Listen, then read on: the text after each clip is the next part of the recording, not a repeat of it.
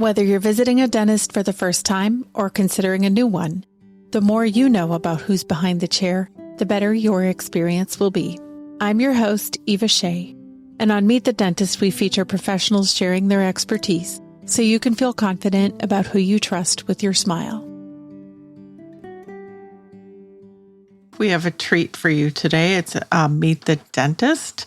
And my dentist guest today is Dr. Josh Rube in New York City. Welcome to the podcast. Hello. Thank you so much for having me. So, first of all, tell me how you found the podcast. So my cousin sent me a DM on Instagram of Dr. Anna Steve on your podcast. And he was like, hey man, why don't you reach out to them and see, if they're interested in interviewing you. So I did, and here we are. That's excellent. Yep. And so you're a dentist. How long have you been practicing? And give us the lay of the land for where you are in your career. So I actually graduated dental school in 2022, so very long ago. And yeah, I completed a 1-year general practice residency in New York City. I just completed that. And now I just started working at a private office in Manhattan. So I've been a dentist for not too long, but long enough. What is dental school like? Wow. Getting stressed thinking about it. Yeah, it's very stressful, very rigorous, very intense. So the first 2 years of dental school are same as medical school. We take the same exact sciences, basic sciences. And then the third and fourth year of dental school are the clinical setting where we go in and we treat patients. And yeah, that's pretty much it. Where do the patients come from that you see when you're in dental school? From all over. So I went to Touro College of Dental Medicine in Westchester County. And most of the patients come from the insurance referrals. People who reach out to their insurance companies and they ask, where can I go see a dentist that will take my insurance? And that's where most of the patients come from. So the insurance company tells them to go to the dental school? Yeah. Well, within the vicinity of where they are. So most of our patients are from Westchester County. So they called the insurance companies. Insurance companies said, Touro Dental will take your insurance. Why don't you go see them? And that's how the majority of the patients came about. So when they arrive there, do they know that they're going to this dental school, or is it look like they do? They do. They're fully aware, and patients are okay with it. Dentistry is cheaper, obviously, at the dental school, and it's a learning setting. So they feel comfortable with the students working on them because they know that the supervising doctors are always there to supervise the procedures and make sure everything goes smoothly. So it's a win-win. Did you see people there who were in crisis, or was it just a broad mix of everything, like regular stuff and people with problems? I would say it's a broad mix of everything. Definitely some people in crisis, people, unfortunately without teeth, came there to get a new smile, but I saw everything under the sun. Was there any part of this work? I'm sure there were many, but if you can kind of think back on this time, I know it was a really long time ago. Right. Was there a moment where you realized this is amazing work? Yes. So there was a patient who came in. She said, Doc, I haven't smiled in years and I really want to smile again. She was a previous drug user and she lost all her teeth, and it was really, really unfortunate and sad. And my partner and I, we worked up this case from start to finish. It took about 6.5 months to get this beautiful patient her new smile again. And the last appointment that we had together, I delivered my final denture on her. And I showed her what it looked like in the mirror. And she was just so appreciative of everything that we did for her. She started to cry. And I'll never forget it to this day. And it was just so heartwarming. And that's probably when I had like an epiphany. Like I realized, wow, this work is something great other than just fillings. And yeah, that was my aha moment. Hmm. So to carry out a case like that involves a lot of planning. You have a vision for where you're going to go from beginning to end. Mm-hmm. And then did it go as planned, or did it have changes in the middle, or how did that happen? Yeah, it did go as planned. There were some tweaks to the treatment plan that me and my partner and the supervising doctors had and made. But all in all, it went pretty smoothly. The staff at Touro was amazing. I learned so much. And most of all, like the patients were really, really grateful and happy that they could receive dental care at an affordable price, and it looked good too. So, like I said, it was just a win-win for everyone. So once you finished at Touro, then you went on and did a fellowship. So talk to us about what was the fellowship experience like. So it's a general practice residency. So New York State mandates all dental graduates to perform a 1-year general practice residency in order to get licensed in New York State. You could do that, or you could work out of state for 3 or 5 years, something like that, and then you get licensed. I decided they don't want you to leave, do they? They want you to no, stay they want in New you York. to stay, right? But mainly, they want you to get that extra experience treating patients in a hospital setting. So, where are you from right now? I'm in Austin, Texas, but I had never really lived in New York. I was born in New York. So. Oh, really? Wow. Mm-hmm. So Austin, Texas, UT, right? UT has a dental department, right? Sure. There's also a UT Health. There's a hospital that has a dental clinic in it. So patients who are, lower socioeconomic status patients come to the dental clinic and get dental treatment. So it was a 1-year general practice residency at Woodhull Medical Center in Brooklyn. And did I use the wrong word? It was a residency, not a fellowship? It was a residency, but fellowship, same idea. Myself. Yeah, same idea. The 1-year general practice residency at Woodhull Medical Center in Brooklyn, New York. And when I tell you, I saw everything. I literally saw everything. We had to be on call twice a month. So I saw the craziest things, gunshot wounds, and me and the oral surgery resident had to go down and treat the patient in the middle of the night if we needed to. But it was just an amazing experience. Again, I learned so much there. I developed a great skill in endodontics because specifically the program that I went to, all root canals are free there for patients. And patients knew this. And the wait times were astronomical. Like patients had to wait months to get an appointment. Wait, if you need a root canal, though, aren't you typically in pain? So the clinic made exceptions for patients in pain. It would be a 1-visit type of thing. You would get them out of pain, and they'd have to come back to finish the root canal.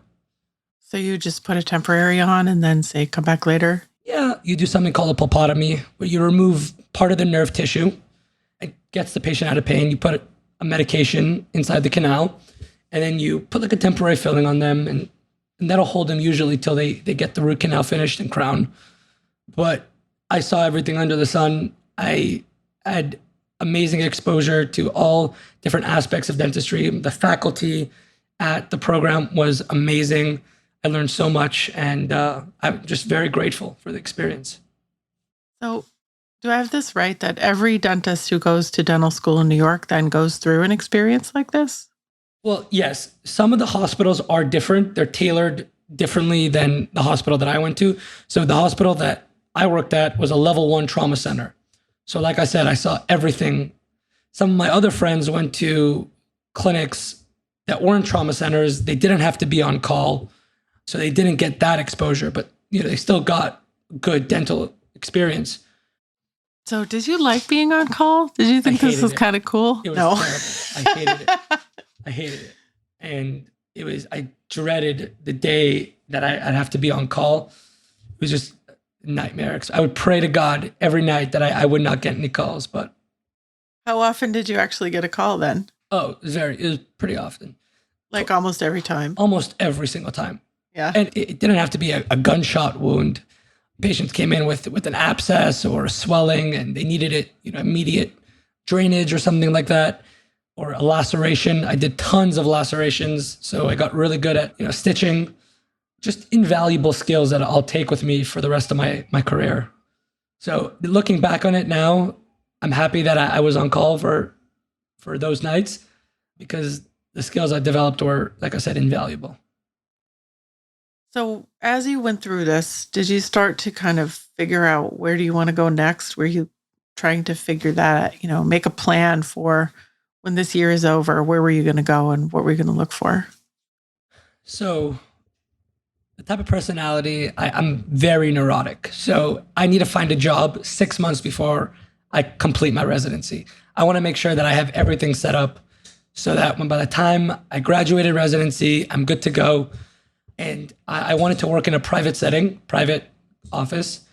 Yeah, and that's where I am right now. I'm working part-time in Midtown Manhattan on 58th and 7th in a private office. And the other time I'm working at a Medicaid clinic in the Bronx. So you can imagine I'm seeing a lot of different things at both offices. Is this pretty typical then in your first year out on your own that you have to kind of put together your work in a couple different places? Yeah, very typical. Yeah. The residency programs will definitely teach you how to go out and job hunt, but it's up to you to close the deal and make sure that you make a good impression and get the job that you want. Now, there's not a lot about you on the internet yet. When I Googled you, I had a hard time finding you. I found a little bit. I kind of figured out who you were, and then I had to ask you, is this you, Dr. Rube? And so what's going to happen, I think, is people who either are referred to you or heard about you are going to Google your name and they're going to find this podcast. So what I want to ask you is, what do you want those people who are potentially coming to see you to know about you as a dentist? I want them to know that they can trust me with anything that they want to disclose or with any problem or issue that they have. I want them to know that my approach to dentistry is very thorough and comprehensive, so they can feel confident that they'll get the best possible treatment that they will ever get. And I want them to know that I'm a pretty personable guy. I like to think so. And I want them to enjoy coming to the dentist. I want them to, when they wake up and they're like, oh, I have a dental appointment today. I don't want them to say that. I want them to be like, oh, Dr. Rube's pretty cool. I enjoy seeing him. Let's see what he has to say. You opened the door, so I'm going to go through it. A lot of people are afraid to go to the dentist. So talk to me a little bit about what you do to make it not so scary. So it's a good question. Most people are afraid of the dentist. I have encountered a good amount of people who aren't afraid. I think the fear association around dentistry is the unknown. Patients come in, they don't know what they're going to expect, and therefore they're afraid. They're scared of the feeling of pain. So I try to talk the patients through the procedure and tell them step by step exactly what I'm going to do, so they're not blindsided. I always say the worst part of dentistry is the Novocaine or the numbing, right? That's the worst part of any procedure in dentistry. It's that little pinch in the beginning and you hate it, but you get over it. So what I do to really calm the patient's mind is I just give them all the time that they need. I let them talk it through. We talk it through together. And that sort of eases them a little bit, eases their nerves. At my dentist office, I get to watch HGTV on the ceiling. Yeah, we don't have that in our office yet, but I'm pushing for it. We have TVs, in front, but not on the ceiling. So when I tilt the patient back, they won't be able to see the TV. But I'm trying to push that. What about headphones? Do we get headphones? We do offer the patient headphones if they want. Some patients don't like the sound of the drill and the chalky. Sorry if you hear barking at my dog. It's okay. He lives there too. Yeah, right. And so we do offer headphones, glasses, so the patients don't have things flying in their eyes and stuff. We try to make the experience as peaceful and as enjoyable as possible to go to the dentist. At the end of the day, it's still not the most fun experience. And anyone who says, oh, I love going to the dentist is probably faking it. But like I said, to minimize the discomfort and try to maximize the satisfaction is the goal. We've talked about a lot of regular dental stuff, like, being afraid of the dentist. And when we have a crisis, which I feel pretty confident we're in good hands if we're seeing you for a crisis. But a lot of what we talk about on this podcast is related to aesthetics. And I wonder if you've started to incorporate any kind of aesthetic component into what you're doing. It's a great question. So most dentists in my position, coming fresh out of residency, haven't had the exposure to the aesthetic cases that you see online. I know you interviewed Dr. Davidowitz, right?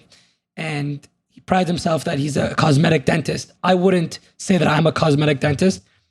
I've done cosmetic cases, veneers, aesthetic crowns, stuff like that. And I've done a ton of them. But I wouldn't call myself a cosmetic dentist. I do cosmetic dentistry, but I'm not a cosmetic dentist. And in order to become to the status that, Dr. Davidowitz is, or there's Dr. Michael Appa, maybe you've heard of him, maybe you haven't, another cosmetic dentist in New York City, you have to do a ton of these cases. And the only time you will do these cases is if patients want them. For example, a veneer case. A patient will come and say, hey, doc, I really don't like the way my teeth look.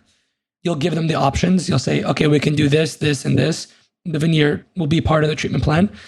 And you'll show them before and after pictures of what they will look like. It's a whole workup. It's a whole treatment workup. So back to your question, I wouldn't say that I've had a ton of those cases. I do have cases where I'm working on a case right now where I'm doing 6 front veneers. Pretty straightforward case, but again, the case has to be right. The patient has to meet the criteria in order to meet the case. Well, you're setting them up for success and not just taking their money. I wouldn't just put veneers on anyone, they have to be the right candidate. We all know what it looks like when people get veneers that they shouldn't have. Unfortunately, yeah. Some dentists, they just want to sell treatment, and it's really unfortunate. Yeah, it is. Patients don't really know, they don't know the difference between bad dental work and good dental work. They just know how it looks and then how you treat them. And again, that's the most important thing that I care about, is how patients feel when they leave the office. Obviously, the work has to be excellent, and I strive for excellence, of course. But I just care about the impression that I leave. Now, you have a very charming Instagram handle. Can you tell us what that is? Again, I can't take full credit for it. I have to give credit to my cousin, Mitchell F. Your cousin again. My cousin really... I was going to guess it was your cousin. He's looking out for you. My cousin should be on this podcast with me, right? He should be sitting right here next to me. He should be my spokesperson, honestly. But he works at 9 Steam Plastic Surgery. He's the chief motivator there. And he suggested, Josh, why don't you do something along the lines of crown? Have the word crown in the handle. So I actually thought about the handle. Some of the handles were already taken, so I couldn't use them. And I thought of King of Crowns. So King of Crowns spelled out the normal way was also taken. So I had to, fudge the letters a little bit, but it ended up working out. And I thought it was a catchy handle, and I just went with it. It's genius. It's perfect. King of Crowns with a Z. King of Crowns with a Z, yes. Yeah. Yeah.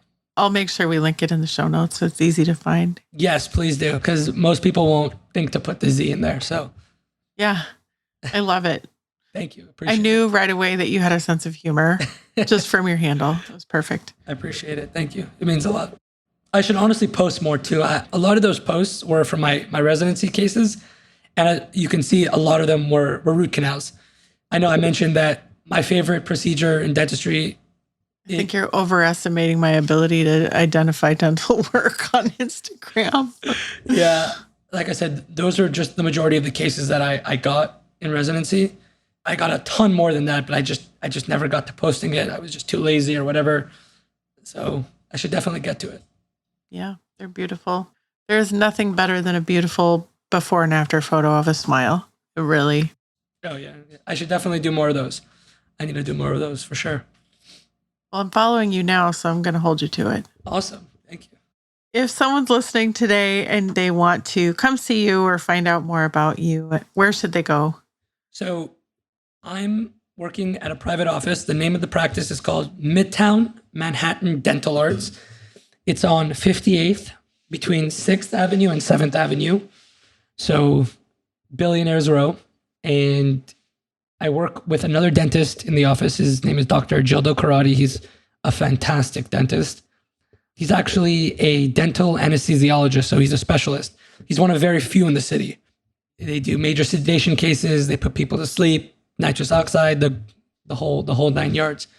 So if someone wants to find me in Manhattan, that's where I am. You can look us up on Google, and hopefully after this podcast, you'll be able to find me on Google. Mm-hmm. You will. And how did you find Dr. Karate? It's a great question. So my wife's family friend approached me when I was in residency, and he was like, "Listen, Josh, I don't know if you're looking for a job or anything, but I know a guy who is looking for an associate, and I can put you guys in contact." I said, "Why not? Yeah, it can't hurt." He put me in contact with Dr. Karate. We had a lovely first phone call. I went down to meet him in his office, and we just hit it off. I was talking to my friend. I wasn't talking to my superior. He didn't make me feel like he was a superior. He made, from the get-go, he was like, "Josh, we're equals. We're both dentists, I'm hoping that we can learn from each other here." And that right there was the selling point for me. When I wanted to enter a new office, I wanted someone who could mentor me and teach me the ropes and on how to run a successful office. And you could see, because patients really, really love him. He does excellent work, but he's also a kind, genuine, honest, ethical dentist. And that's really the most important thing. That's the main thing I saw and on how he ran the practice. And I fell in love. I fell in love with the practice. It's a small little boutique practice, only 4 chairs we have. We're actually trying to expand in the next year or so. We're looking to get a bigger space. But he's been in the office for about 15, 20 years, I would say. But yeah, that's how I found him. And he offered me the job in January of 23. I was graduating in June of 23, so I had a job 6 months before I graduated. Said that 6 months ahead. Yeah, you were definitely planning. It all worked out for the best. I was very grateful for the experience. So I'm there full-time now. I'm transitioning into a part-time role there. And I'm working at the Medicaid office in the Bronx. And at the Medicaid office, I'm seeing a lot of volume and a lot more laborious procedures. So I'm getting 2 different kinds of exposure at both of these offices. And like I said, I'm just very, very grateful for the experience. And I look forward to starting a career in dentistry. Okay, last question. What do you like to do when you're not working? So I love to exercise. As you heard, my dog, Big Barker, he's very loud and mischievous little dog, but I love him. His name is Louie. He's a Bernedoodle. My wife and I, we love taking him on long walks. So I enjoy walking with him and my wife. I'm a huge cooking fan. I love to cook. I've always been since I was a young boy. Fun fact, I was offered a position on Teen Chopped. You know the show Chopped? Sure.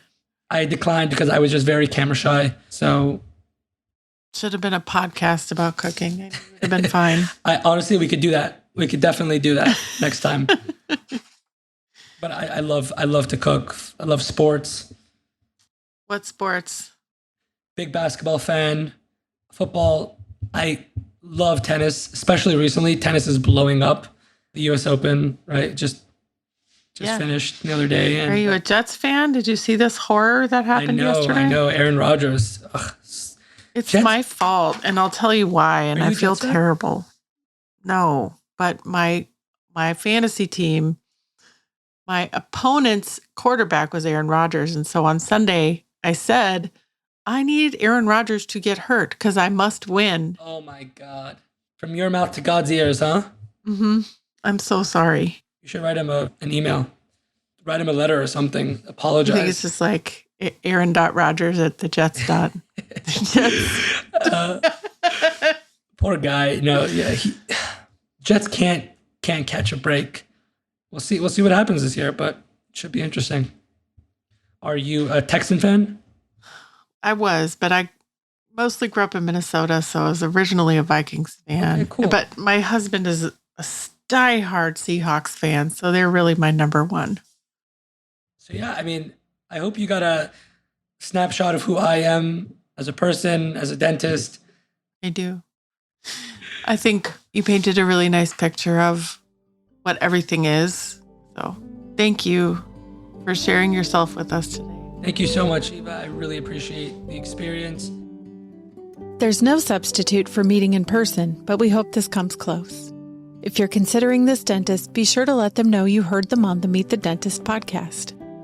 Check the show notes for links to this dentist's website and Instagram. To be featured on Meet the Dentist, book your free recording session at meetthedentistpodcast.com.